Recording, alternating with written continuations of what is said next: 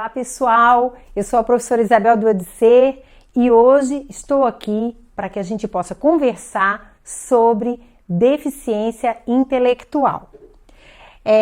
Eu coloco sempre, quando eu falo desse tema, que o foco do professor e da professora é no desenvolvimento das estruturas cerebrais.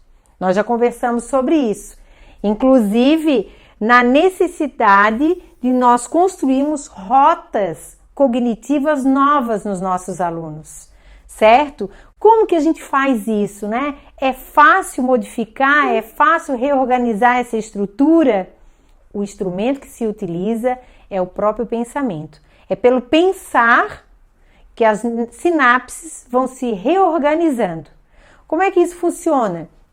Funciona a partir das experiências que você for proporcionar para o seu aluno, de modo que ele sinta, experiencie e realize tarefas, ou seja, que ele consiga pensar, sentir uma satisfação e sentir também que é capaz de fazer alguma tarefa, ou seja, de ter sucesso em algo.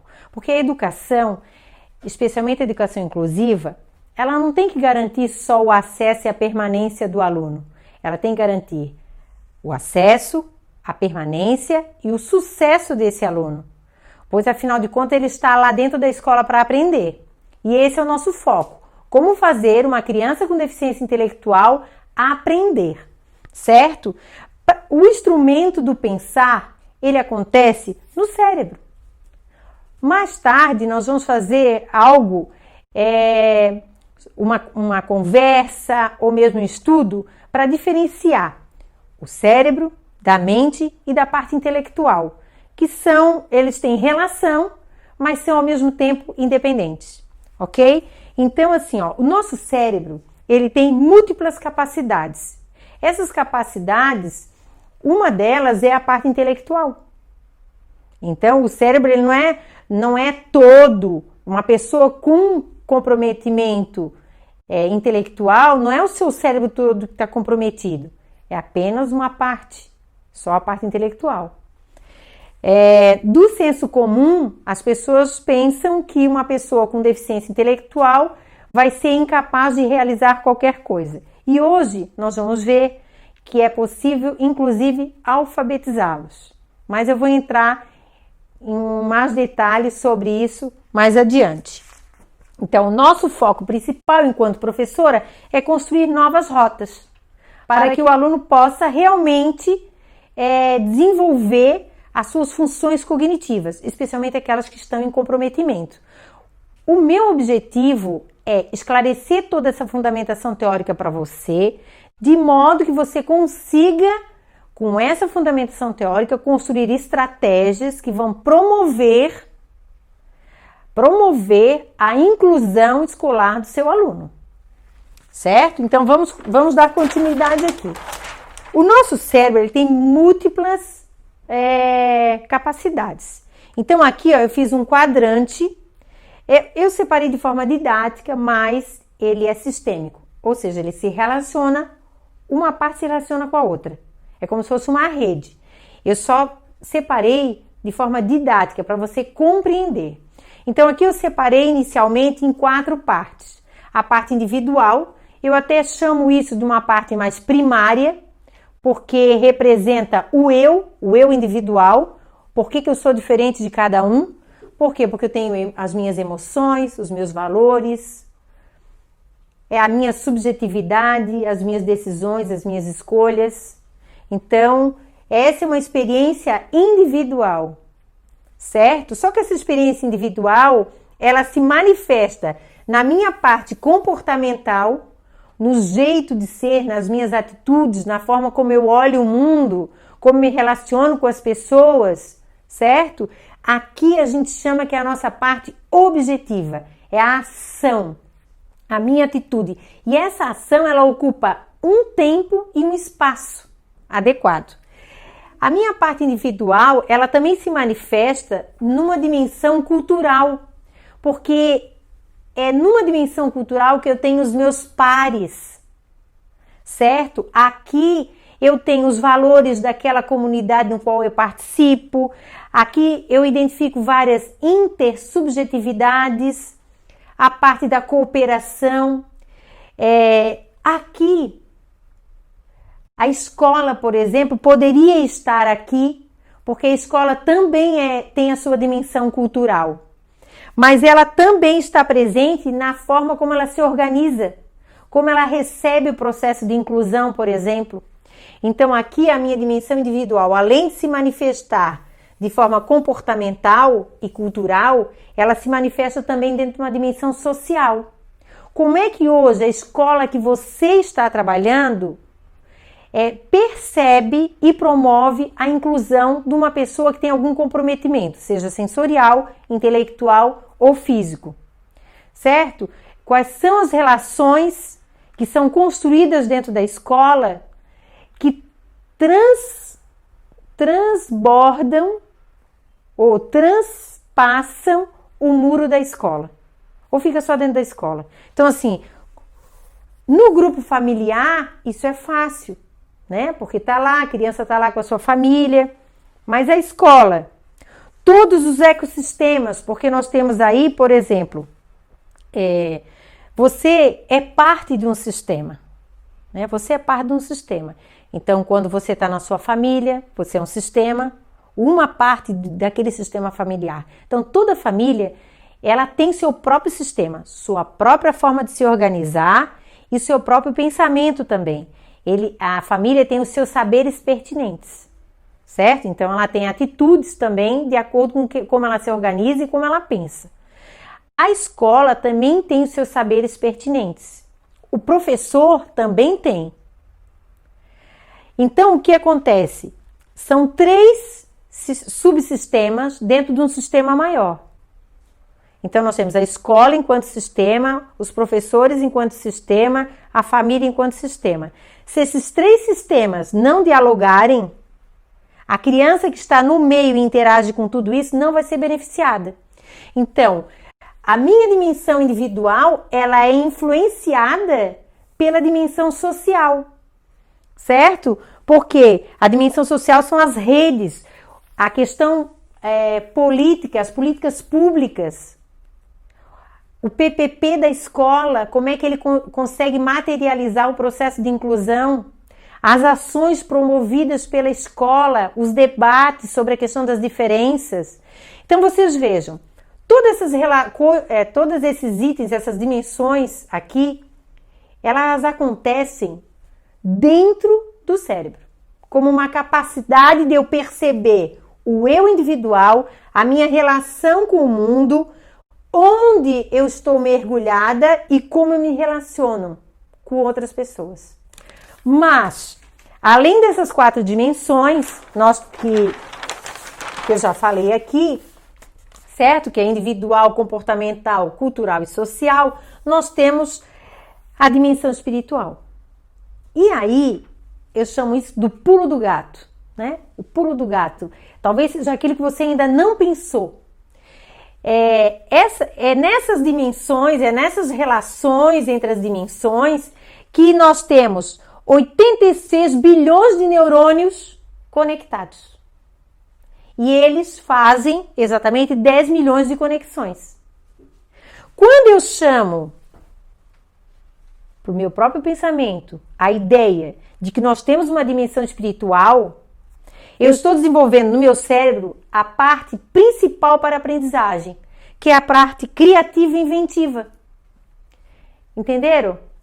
Olha só, a coisa maravilhosa, aqui é o meu eu, aqui é como eu me relaciono no mundo, aqui é como as pessoas me influenciam para ser quem eu sou, aqui como os grupos que eu pertenço se organizam. Mas como é que eu me desenvolvo? Eu me desenvolvo a partir da minha criatividade e das invenções, ok? E essas questões, elas fazem parte da nossa dimensão espiritual, que está em rede, conectando todas as outras que eu falei aqui para vocês. Inclusive a afetividade, que tem gente que... mas a Isabel colocou lá que a emoção está aqui, no individual. Sim, mas emoção e afetividade são coisas diferentes. Então você perceba assim, ó, a afetividade é a capacidade que nós temos, por exemplo, de amar e ser amado. Nós temos essa capacidade. Agora, como eu vou expressar esse meu amor é a minha emoção. Então, há uma diferença aqui. Tem gente que acha que afetividade e emoção é tudo a mesma coisa. Elas se complementam, mas elas têm uma interpretação diferente. Isso aqui, a emoção se dá numa dimensão individual e a minha afetividade ela é construída e ampliada a partir do momento que eu enfatizo a minha dimensão espiritual. Quando eu me abro para outras possibilidades. Gente, é muito interessante. Eu estou falando aqui para vocês que isso aqui é na criança com deficiência. Mas não, você também, professor. Veja bem, você tem a sua dimensão individual, seus valores, seu jeito de ser, seus desejos, suas vontades, não é? Tem um jeito de ser professora, tem um jeito de se relacionar com o mundo, um comportamento, uma atitude. Você está presente em alguns grupos culturais que você participa e é legal porque você se identifica com esse grupo. Você dá aquela sensação de que você não está sozinha no mundo. A nossa dimensão cultural, ela alimenta a tua parte individual. Agora, o social, como é que você se organiza enquanto professor? Trabalha em 2, 3 escolas? Trabalha só com a educação infantil? Você, enquanto mulher, por exemplo, com o dinheiro que você ganha na escola, você sustenta seus filhos? Então, é uma forma que você se organiza socialmente. Mas a dimensão espiritual, ela está presente o tempo todo na nossa vida. É aquela energia que faz você se levantar todo dia em busca de algo que você não sabe o que é, né? É o desenvolvimento dessa espiritualidade, dessa sensibilidade, dessa afetividade, dessa nossa capacidade criativa que nos move o tempo todo para que a gente se modifique dentro de uma dimensão individual, se transforme numa dimensão de atitudes, né? E aqui também faz com que a gente pense, será que eu estou no grupo certo? Será que eu me relaciono com os grupos realmente corretos? É essa atitude que eu quero? Ou eu estou no ritmo da maré, né? Todo mundo foi e eu vou atrás. Temos que ter a nossa consciência ampliada. Qual o seu propósito de vida final? Já que você escolheu ser professora.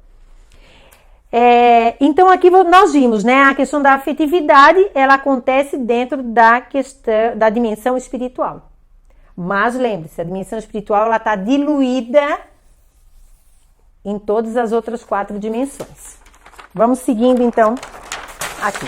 Dentro dessa imagem, desse quadrante, nós temos as conexões. Os neurônios que estão lá, as sinapses, elas estão ocorrendo. Só que o que acontece? Elas vão sempre percorrendo o mesmo caminho, porque elas nunca são desafiadas a fazer um outro trajeto. Então tá confortável para elas. Tá simpático, tá leve, é bom, certo? Agora, nessas conexões, elas são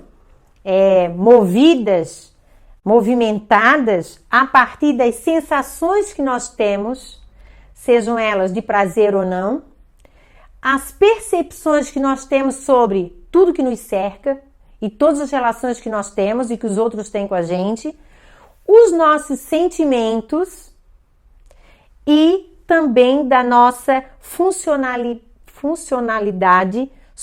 do nosso subconsciente, tá? Porque é lá no subconsciente que estão as marcas da tua evolução filogenética e ontogenética, desde a hora que você nasceu. Eu sempre brinco assim, ó, a melhor professora da educação infantil, por exemplo, é aquela que busca na sua infância um sentido de vida, ok? Porque ela vai resgatar a sua infância. Porque, por exemplo, uma criança que não foi incentivada a ler histórias, a ouvir histórias, Quando ela se torna um adulto e é uma adulta professora, ela vai ter que aprender essa habilidade, porque não tem outra forma. Então, ninguém pode dar aquilo que não sabe fazer. Então, tem que aprender. Então, o que eu quero dizer? Se na tua bagagem ontogenética você não teve algumas coisas, hoje você se relaciona com o mundo desta forma, sem essas coisas. Para isso, nós temos que resgatar algumas capacidades nossas.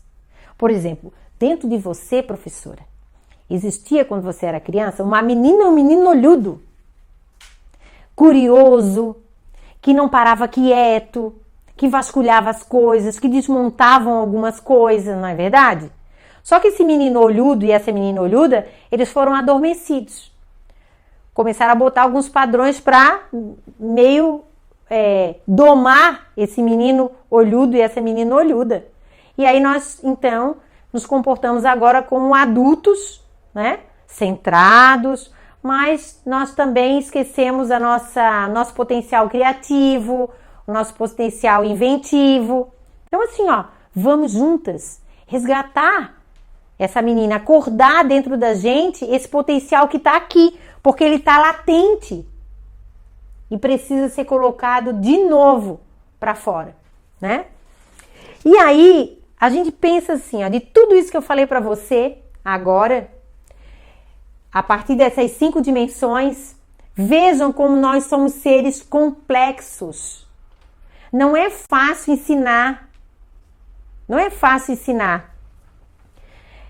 Mas é muito fácil você colocar o rótulo em alguém quando você não sabe o que está acontecendo com ele. Quando você não entende o que ele tem. Então é fácil, você coloca um rótulo de deficiência intelectual e deu. É como se a gente se livrasse do problema. Mas aqui não. O que eu quero é que você entenda como o nosso cérebro funciona, certo?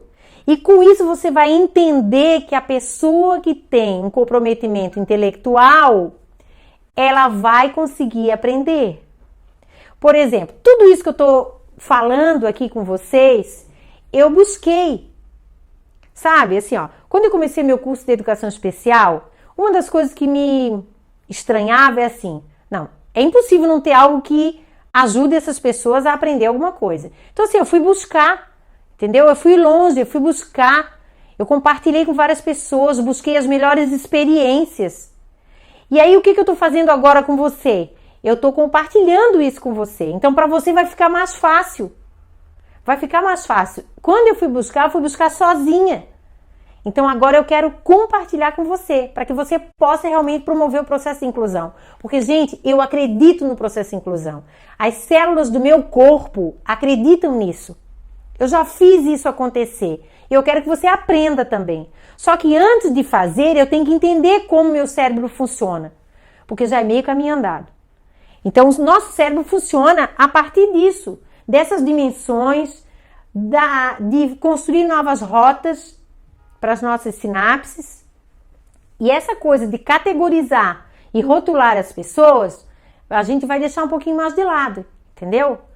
Não vamos investir a nossa energia enquanto professor e professora no limite do outro.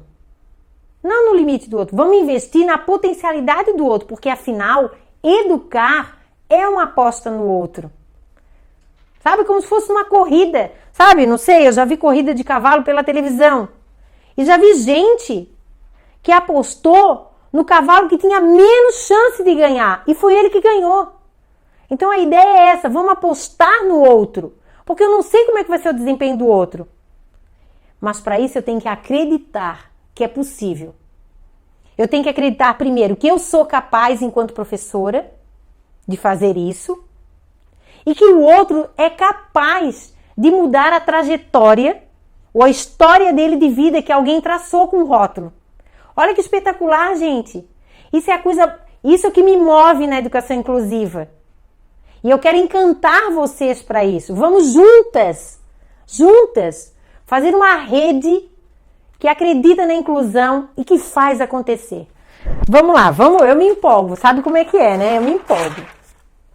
Eu quero contar uma história para vocês, assim. Um menino que eu conheci a família desse menino desde a minha infância, era vizinho, E num certo momento, ele tinha em torno de 10 anos, ele sofreu um acidente, foi atropelado de carro. Só que, o que aconteceu? Ele ficou com deficiência intelectual. Ele não conseguiu mais aprender e nem lembrar do que tinha aprendido, certo? Só que esse menino, como era da minha rua, ele estava sempre ali, né? Brincava, ia para a escola, mas não aprendia nada. Aquele que é muito comum, né? Isso acontecer. E o tempo foi passando, todo mundo foi crescendo.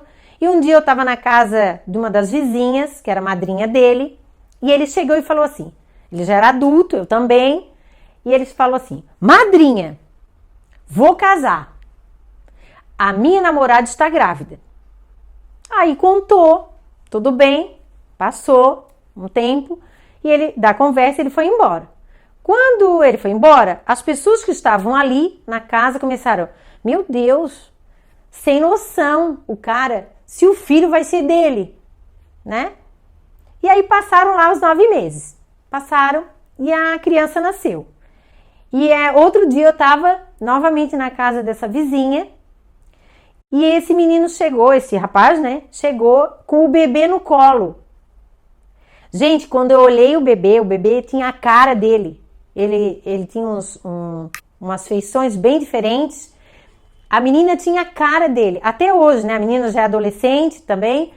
E é a cara do pai. Só que ninguém acreditou. Nem a própria mãe dele acreditou que ele seria capaz de fazer um bebê. Entendeu? Porque ele era um deficiente intelectual. Gente, uma coisa não tem nada a ver com a outra. Certo?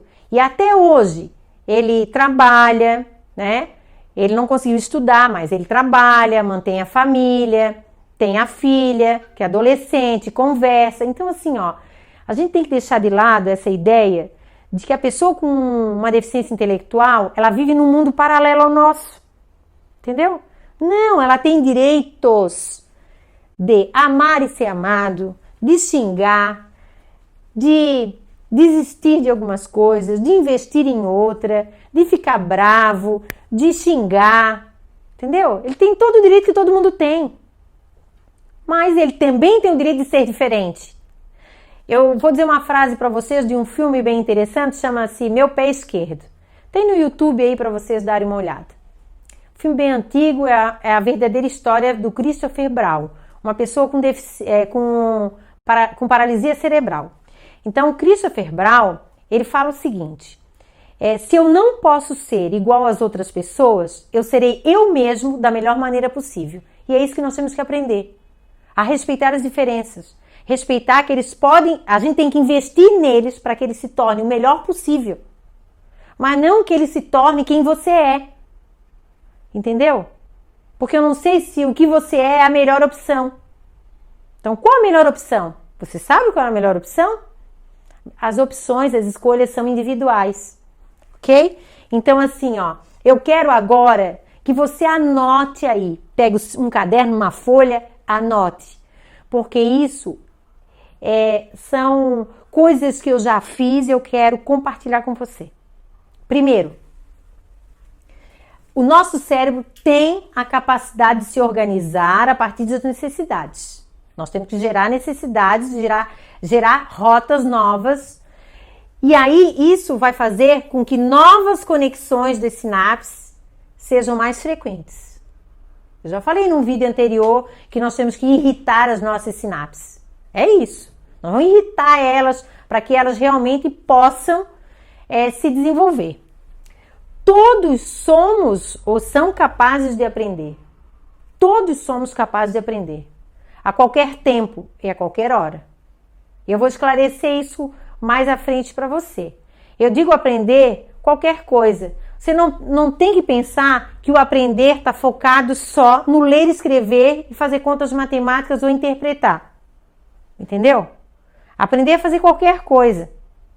E é isso que você tem que investir. Achar qual o potencial do seu aluno.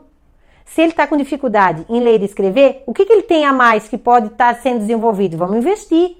Tudo que foi investido no teu aluno com deficiência intelectual só vai trazer benefício para ele e gerar qualidade de vida.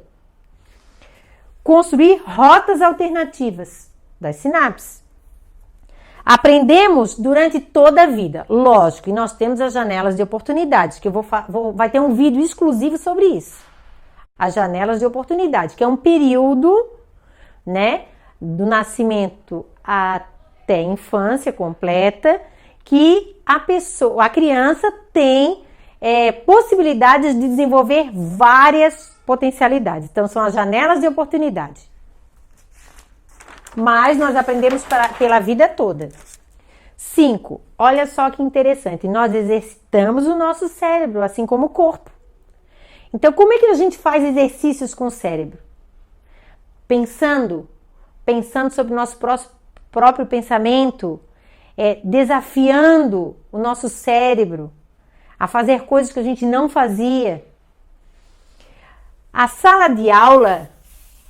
tá aqui, ó. Aprendemos com o coração. A emoção, gente. A emoção é a base de tudo. Henry Ford dizia o seguinte: emoção e razão fazem parte da mesma moeda. É uma moeda transparente. Na hora que você vê de um lado da moeda a emoção, você está vendo a cognição, a razão está lá.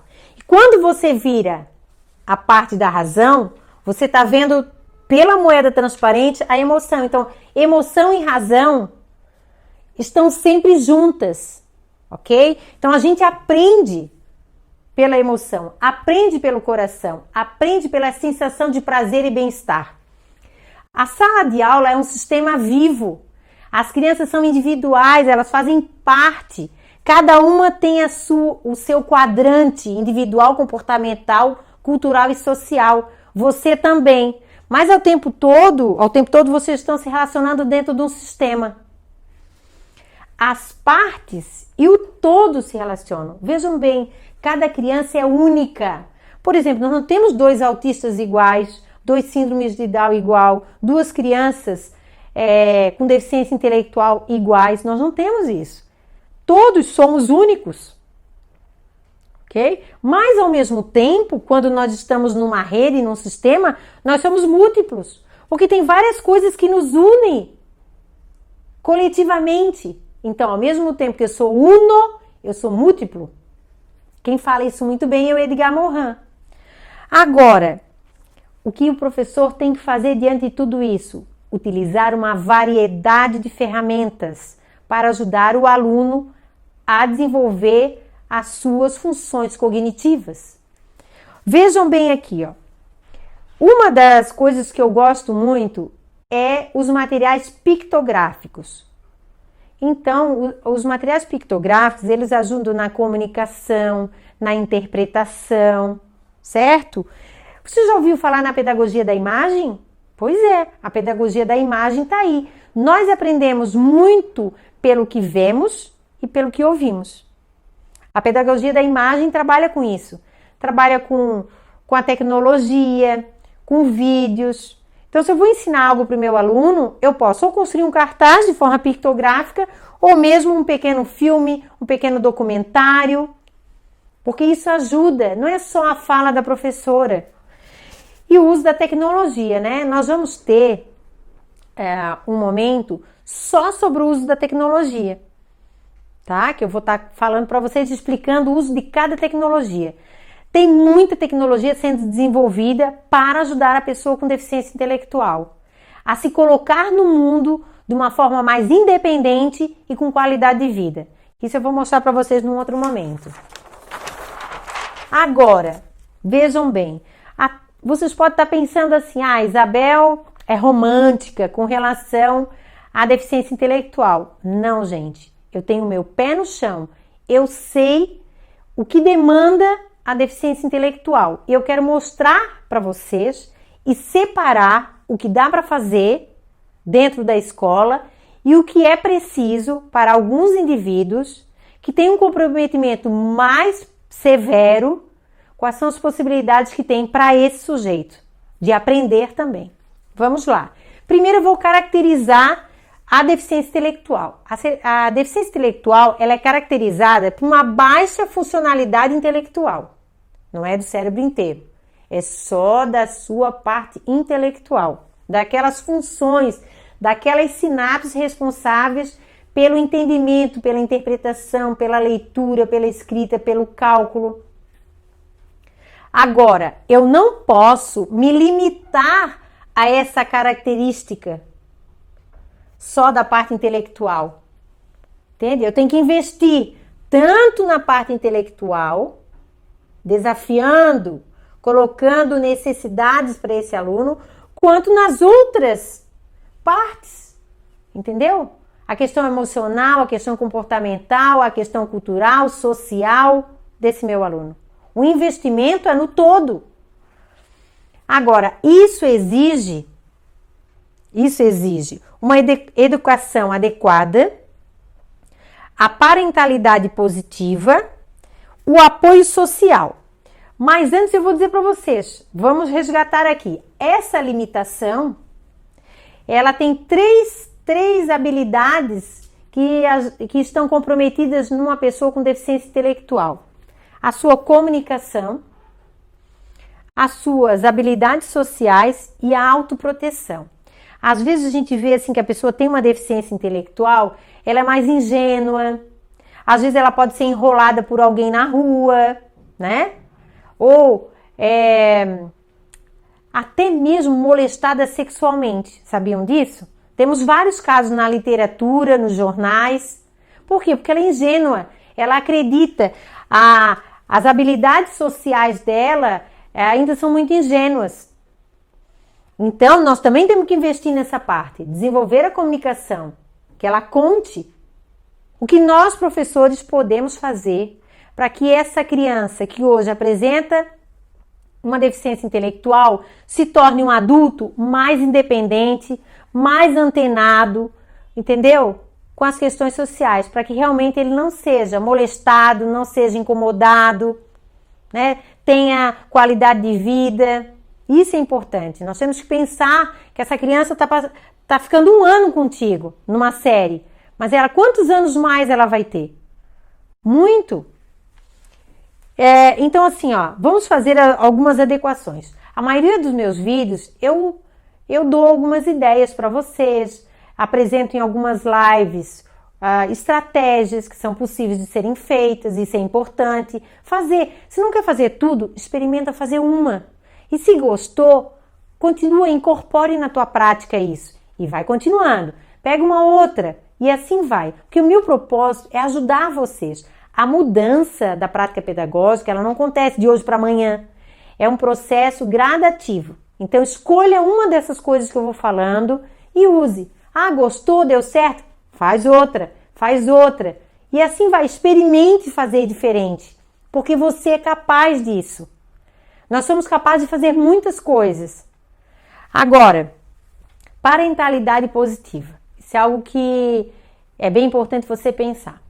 O pai e a família, às vezes, que tem uma criança com deficiência intelectual, ou ela pune essa criança, ou ela permite com que essa criança faça de tudo. Faça de tudo.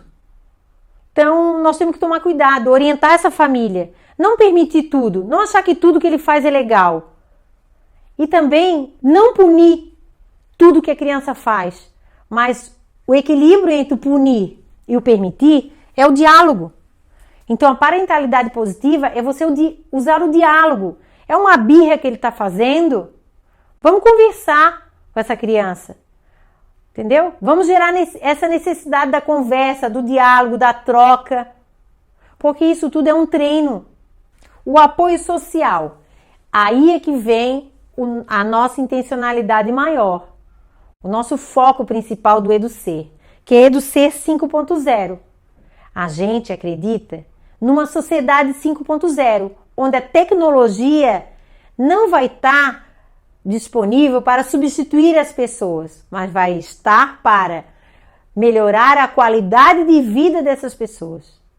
Então eu tenho que preparar o meu aluno com deficiência intelectual para ele também se beneficiar dessa sociedade. Eu tenho que mostrar para os professores que é possível trabalhar com as estratégias pedagógicas da Sociedade 5.0 com o meu aluno que tem deficiência intelectual. Mas isso é outra história, né? Vamos para lá, vamos continuar aqui. Olha só o que eu quero dizer para vocês. Então, punição e permissão só pelo equilíbrio do diálogo. O que eu quero, você, professora, hoje, né? Meus bonequinhos que eu coloco aqui. É o seguinte, você, além do foco no desenvolvimento de novas rotas cognitivas, eu quero que você fique atento desde a educação infantil, na infância, porque é lá na infância que a dificuldade de aprendizagem começa a se manifestar. Com dificuldade, por exemplo, da atenção, da memória, da percepção, da linguagem, da interação social. Esses itens aqui, ó, são itens que você, professora, tem que ficar atenta. Olhar para o seu aluno, como é que está a atenção dele? Eu chamo, ele fica atento, eu dou um comando, ó, vamos para o lanche, ele vai junto, ele já se apronta, vamos guardar o brinquedo, ele já guarda. Como é que está a atenção dele para isso? Né? A memória. Então, assim, desde reconhecer a mochila, a imagem de um amiguinho que está colocado no chão. Então, como é que está esse reconhecimento, né? Ele reconhece o pai, a mãe, a percepção dele, né? Sensorial. Então, fiquem atentos, façam barulhos atrás da criança para ver se ela gira, porque como um instinto, quando a gente escuta um barulho, automaticamente a gente olha. Então, você pode fazer barulhos atrás das crianças para ver se elas têm essa atenção. A linguagem. A gente sabe que a partir de 1 ano a criança já começa, né, a desenvolver uma linguagem. Como é que está essa linguagem? Está fluindo, não está fluindo? E a interação social. Como é que ela interage com os colegas? Os colegas estão tirando o brinquedo da mão dele e ele não reage a isso? Isso não é normal, não é? Ou a criança chora, ou a criança morde, ou a criança tenta pegar, ou tenta gritar. Isso é o comum. Agora, se qualquer amigo chega e pega o brinquedo dela e ela não reage a nada, é coisa da gente pensar. Vamos ficar atentas, professoras da educação infantil. Isso é muito importante. Agora eu quero dizer para você, a deficiência intelectual, ela pode vir num combo. Tem pessoas com essa deficiência intelectual que a gente chama de combo, porque tem a deficiência intelectual é a menor coisa, porque ela vem, por exemplo, com um déficit de atenção e uma hiperatividade junto. É um combo. Então, uma criança com dificuldade de aprendizagem ainda é hiperativa, com déficit de atenção, fica mais prejudicada. Ou então, por exemplo, essa criança com a dificuldade intelectual, ela vem com transtorno do espectro autista, junto. Olha, eu conheço um menino que agora já está um homem, né? Tem 23 anos. Ele nasceu com síndrome de Down, com paralisia cerebral, surdo e cego. Né? Então, é um combo. É difícil você desenvolver o cognitivo dessa pessoa. Eu não estou dizendo que é impossível, eu estou dizendo que é difícil, porque vários canais sensoriais estão prejudicados. Entenderam? E a aprendizagem, ela se utiliza desses canais sensoriais para fazer as conexões, as sinapses se conectarem. Então, por exemplo, também nós temos a dificuldade de aprendizagem junto com alguns distúrbios. Por exemplo, junto com dislexia. Tem a dislexia separada e tem a dislexia e mais a dificuldade de aprendizagem. Ou a deficiência intelectual. Né? Então, quer dizer, são várias coisas junto. Até é difícil se chegar a um diagnóstico. Agora, a intervenção. Como é que acontece a intervenção? A intervenção ela acontece a partir de duas funções. Primeiro, a função intelectual, então eu vou gerar as necessidades, investir nessas rotas novas das sinapses, investir em novas conexões, certo? Gerando a necessidade, o cérebro vai se organizando. Ou em funções adaptativas, porque se meu sujeito com deficiência intelectual é muito prejudicado, o que eu posso investir é nessas adaptações, no apoio para que ele possa se realizar na vida diária, que ele consiga manter uma higiene, se alimentar sozinho, consiga, de uma forma que a gente chama de engajamento social, ir na padaria na frente da sua casa e conseguir atravessar a rua, certo? Ele também aprende outras coisas. Agora, o que eu quero dizer para vocês é assim, não podemos pensar que toda pessoa ou toda criança com deficiência intelectual não aprende nada. Não, calma lá. Vejam bem, a deficiência intelectual, ela é dividida em quatro níveis ou graus, tá? Então, o primeiro grau... antes de falar no grau, assim, ó, no mundo, de 1 a 3% das pessoas tem deficiência intelectual. É um monte. Agora, desses, 80% dessa porcentagem aqui são deficientes intelectuais leves. Leves. E aí esse cara, esse sujeito, essa criança é capaz de se alfabetizar. Ok? Ele constrói habilidades de autoajuda, de autocuidado, tem boa comunicação, pode trabalhar. Isso é atingível, ok? Então, assim, ó, eu tenho que saber, isso quem está falando sou eu, é a Organização Mundial da Saúde, é a Associação Internacional de Deficiência Intelectual. Elas dizem o seguinte, que 80% dos deficientes intelectuais do mundo inteiro têm condições de se alfabetizar. E o melhor, eu acredito nisso, ok? E você? Em que acredita? Se eu acredito, eu vou investir nesse sujeito. Porque vai que ele está dentro desses 80%, não é? Agora, o melhor de tudo, o moderado, tem o leve e tem o moderado. O moderado é 12%. Ele também consegue se alfabetizar. Não será aquela alfabetização, talvez, como o leve, mais fácil, mas vai ter um pouquinho mais de dificuldades. Mas vai conseguir saber escrever seu nome, ler coisas que estão socialmente expostas. Tem muita coisa para ser feita. Então vamos somar aqui, ó. Se eu tenho 1 a 3% da população mundial com deficiência intelectual, 80% mais 12%, que é o moderado e o leve junto, ou seja, 92% desses sujeitos aqui podem se alfabetizar. Lembra? Olha só, educar é uma aposta no outro. E eu fiz essa opção. Para mim isso é o meu propósito de vida. E aí eu quis expandir isso para você. Agora você tem que experimentar isso. Experimente, você vai sentir uma satisfação muito boa. Compartilhe comigo a sua experiência. Eu estou aqui para ouvir você. Tá, mas vamos voltar para cá. Vamos lá. Eu me empolgo, né, gente? Então, 80% mais 12%, 92% consegue se alfabetizar, a habilidade de autocuidado, autoajuda, tem comunicação. A diferença do leve e moderado é que o moderado é mais quietinho, ele não se expressa pela fala tão bem quanto o leve. Agora, vejam bem, a fala organiza o pensamento. Se o meu aluno com deficiência intelectual moderado, ele não fala, o pensamento dele vai estar prejudicado. Entenderam? Então vamos investir na fala, no desenvolvimento da fala desse sujeito.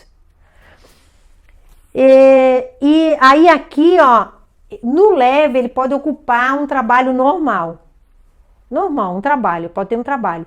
Aqui já é um trabalho assim, a gente pensa, né, um trabalho de menos qualidade, talvez um trabalho mais braçal, um trabalho mais artesanal, mas não um trabalho que demanda, por exemplo, um desenvolvimento intelectual muito grande, sabe? Então, trabalhos que são, não quero dizer subtrabalhos, mas trabalhos que são mais fáceis de serem realizados, que exige muito mais algo mecânico do que algo para se projetar, planejar, abstrair frequentemente. Tá bom? Agora, vamos para a parte que vocês estão dizendo, mas nem todo mundo é assim. Realmente, nem todos os deficientes intelectuais são assim. vem para cá. Tem o deficiente intelectual grave. Daquele 1 a 3%, de 3 a 4% daqueles são graves. E 1 e 2% são profundo. Então, o que nós temos aqui? Esses sujeitos aqui, eles têm graves prejuízos na fala, na autoajuda, nas tarefas diárias. Realmente é muito prejudicado. Forte diz o seguinte, mesmo esse sujeito se apresentando assim diante de mim, eu tenho que investir. Eu tenho que investir nele para que eu possa melhorar a qualidade de vida dele dentro da mesma sociedade, porque esse sujeito não vai viver em um mundo paralelo ou separado do nosso. É o mesmo. Certo? Então, o que nós vamos fazer? Nós temos que pensar em estratégias, porque essa pessoa, ela vai ter um apoio, ela vai precisar de apoio a vida toda. Tá? Agora, se você já começa a investir nessa pessoa de forma precoce, nasceu, teve diagnóstico, vamos investir, essa história pode mudar um pouquinho, entendeu? Pode mudar, do profundo pode virar grave, do grave pode virar moderado. Apoio familiar. A família de uma criança com deficiência intelectual precisa de apoio. E às vezes não é aquele apoio do psicólogo, é alguém que escute ele, especialmente um pedagogo, né? Que escuta, que elabora estratégias junto com ele, que ajude essa criança a se organizar na escola, porque vai ter um período que ela vai para a escola, ela vai estar lá na escola, né? Porque tem aquele período que a família investe nisso. Mas vai ter aquele período que a família desiste de levar para a escola.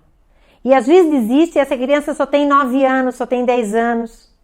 E você, pedagogo, pode fazer o trabalho itinerante. Você pode ir na casa dessa pessoa e ajudar esse pai e essa mãe a reorganizar a vida dessa criança. Tô dando para você a chance de ter uma outra profissão, hein? Ou, aliás, ampliar a sua atuação profissional, certo? Seria o homeschooling. Vamos lá. Outro dia eu falo disso para vocês. Inclusive, tenho certinho como a gente estruturar isso. É maravilhoso, hein? Agora, aconselhamento. Os pais necessitam de aconselhamento. Imagina um pai que recebeu um diagnóstico de uma criança com deficiência intelectual profunda. A casa dele cai. Ele fica no chão. É como se a gente perdesse alguém. Morreu. Entendeu? É como se tivesse morrido alguém. E aí há aquela sensação de que a vida não vai mais para frente. Não é só a criança. E vou dar uma estimativa para você. Quem deu essa estimativa, eu escutei, né, e participei também no 3º CONTEA, Congresso Nacional do Transtorno do Espectro Autista, onde a deputada Carmen Zanotto, inclusive, confirmou para nós. Quando um casal recebe o diagnóstico que a criança tem autismo, por exemplo, 60% dos pais, dos maridos, vão embora. Deixo essa função familiar só para a mulher. Entendeu? Então, esse casal, ele precisa, antes que aconteça isso, eles têm que ter um aconselhamento familiar. Eles precisam de apoio, tá? E treinamento e mediação. Se o cara é hiper prejudicado, vamos treiná-lo para fazer o próprio café, para botar margarina no seu próprio pão, para aprender a tomar banho sozinho, a colocar roupa sozinho, entendeu? A ligar a televisão no seu canal preferido, a usar uma ferramenta da tecnologia. Então, isso é importante. A fazer uma rotina para esse sujeito, aprender o que ele tem que fazer durante todo o dia, porque os seus pais não vão viver para a vida toda. E vai ter um momento que ele vai ter que ficar sozinho. E aí? Como é que vai ser? Já pensaram nisso? Pois é. O leve e o moderado, eu vou estar falando algumas coisas aqui para vocês, tá? O leve e moderado. Como é que a gente vai praticar isso? Como é que eu vou fazer na minha prática pedagógica? Primeiro, atenção individualizada. Mas Isabel, eu tenho minha sala cheia, tem quase 30. Tá, então assim, a alternativa que nós temos é que esses alunos sentem mais para frente, mais próximo de você. tá? Então já é algo estrutural na sala. O aluno com deficiência intelectual, ele não tem que ficar no final da sala. Ele tem que ficar próximo de você, mesmo que ele tenha uma segunda professora, tá? Ele não pode sentar lá no fundão, ele tem que sentar nas pontas, seria muito alto para não atrapalhar a visão dos outros, senta na ponta. Mas ele não pode ficar no fundão. Agora, uma aprendizagem colaborativa também é bom, que ele consiga trocar com seus pares na sala de aula, né? Os seus colegas, sabe? Para desenvolver o seu pertencimento àquele grupo. Porque senão parece que você tá... É como se a gente estivesse numa estrada, num engarrafamento, mas a gente tá dentro do nosso carro, sozinho. Não interage com ninguém. Então isso não é inclusão. Ou, por exemplo, tá dentro de um ônibus, o ônibus lotado, atolado de gente, mas ninguém conversa com ninguém. Isso não é inclusão. Tá? Inclusão é quando você troca com os outros. Então nós temos que proporcionar para o nosso aluno uma aprendizagem colaborativa. Ele tem que trocar com os outros, tem que se relacionar com os outros. Isso é fundamental. Agora, além de sentar próximo do professor, você vai construir um roteiro de tarefas. Quem quiser um modelo de roteiro de tarefas, se comunica comigo pelas redes sociais, que eu vou mandar um modelo para você. Certo? Não deixe essa oportunidade passar. O lúdico, invista no lúdico. No lúdico, nas imagens, que é a pedagogia visual, ou pedagogia das imagens, uso das tecnologias, invista também. E o melhor, né? É aquilo que eu sustento hoje na minha ideia sobre inclusão. Mediação cognitiva, aprendizagem mediada. Experimente fazer isso. Eu vou ensinar isso, você fazer isso detalhadamente, tá? Mas experimente fazer isso, mediar. Daqui a pouco já vou dar umas dicas. Agora, o segundo professor. Se na tua sala esse aluno tem um segundo professor, ensine esse professor a fazer mediação. Porque enquanto você está atendendo os outros, ele está ali e não está ali só para cuidar. Ele está ali para desenvolver rotas novas rotas cognitivas. Ele está ali para mediar o pensamento da criança. Agora é o seguinte, Isabel, tu fala em pergunta, mas que pergunta? Gente, são muitas perguntas. Eu vou colocar algumas aqui. Todos os meus encontros eu coloco uma ou duas perguntas, você vai botando no seu caderno. Vai anotando, tá? É o meio que a gente tem de estar passando isso para vocês. Aí assim, você está fazendo qualquer tarefa lá com a criança, e você pode perguntar, me explique como você fez isso. Uma coisa é ela fazer, outra coisa é ela pensar para te explicar como é que ela fez. Então, o fazer, você usa uma forma mecânica. Agora, quando você pensa como você fez, e aí você pensa e vai ter que explicar, você trabalha outras funções cognitivas, tá? Exige outras funções. Que estratégia você usou? Me conte, como é que você conseguiu isso? Tem algo novo nessa tarefa? Tem algo novo? Você sempre dá tarefas para a criança impressa, por exemplo. E lá você pode botar alguma coisa nova que nunca colocou. E aí você pode perguntar, olha aí a tarefa, tem alguma coisa nova? Para que ela desenvolva a atenção, a concentração, que ela consiga identificar algo novo, tá? Então isso é muito importante. Ou seja, desafie o seu aluno. Agora, não espere que o seu aluno com deficiência intelectual dê uma resposta imediata. Porque algo que o Raven Forsten ensina pra gente é o seguinte. 1 minuto, deixe-me pensar. Porque a criança precisa pensar. Quando ela está pensando, as sinapses estão se reorganizando. E aí você pergunta, você está pensando? Em que você está pensando? Ajude a ela a organizar seu pensamento. Gente, é algo mágico trabalhar com perguntas. A resposta é apenas um pretexto. É o final. Agora, o trabalhar com as perguntas faz as sinapses se irritarem. Então, elas vão ter que dar um jeito de dar uma resposta. Então, assim, nós vamos gerar necessidade a partir das perguntas. E aí o cérebro que tem capacidade, ele vai se auto-organizar. Isso é o papel do mediador. Ser mediador é isso, tá? É acreditar nisso. Agora, dicas. Dicas para começar a minha aula. Vou começar a minha aula agora, né? Como é que eu vou estruturar a minha aula?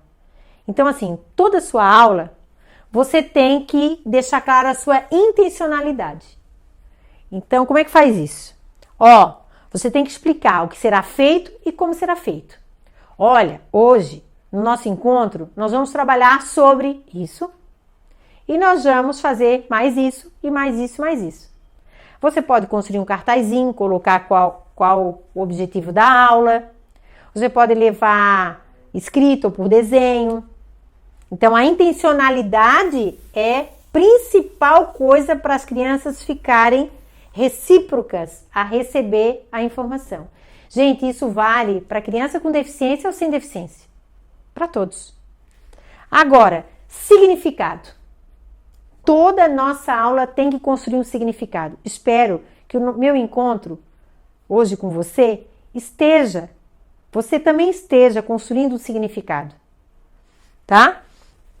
Aí eu pergunto, o que aprendemos hoje? O que aprendemos hoje? Eu estou tentando construir um significado. Né? Você tem uma história, isso é para você, professora, agora. Você tem uma história parecida com a minha e quer compartilhar? Mande para mim. O que eu estou fazendo com você? Estou tentando que você crie um significado para tudo isso que eu estou falando. Certo? Eu estou fazendo você exercitar a sua memória, a resumir. Por exemplo, olha aí, pessoal. De tudo que eu falei até agora, quais são as palavras-chave do nosso encontro de hoje? Você, professora que está me assistindo, pode escrever e mandar lá nas redes sociais para eu ver. Vou interagir com você. O que acontece? Eu estou fazendo que você resuma o que nós vimos agora. Isso é uma forma de aprender, sistematizar. E aí pode ser por imagens, textos, palavras, sequência. E para terminar, é a transcendência. Quanto mais transcendência meu aluno fizer, mais as sinapses vão trabalhar. Mais vai ter ramificações, relações, contatos dos neurônios. Por quê? Porque a transcendência é você pensar em alguma coisa que não está aqui, agora, na sala de aula. Por exemplo, eu estou aqui conversando e contando fatos, contando histórias, dando exemplos. Você está aí me escutando e você está pensando lá na tua sala de aula. Está pensando lá naquele teu aluno que faz meses que você não vê. Isso é transcendência. Quanto mais eu falar aqui, mais transcendências você fizer, mais você aprende. Olha que coisa mágica. Você já sabia disso? Tem muitas mais coisas para ensinar para você. Mas já estamos chegando no nosso final aqui. Olha só, eu gostaria de dizer para você que eu tenho muitas informações para compartilhar. E isso eu estou colocando lá no meu Instagram, porque eu quero ouvir você.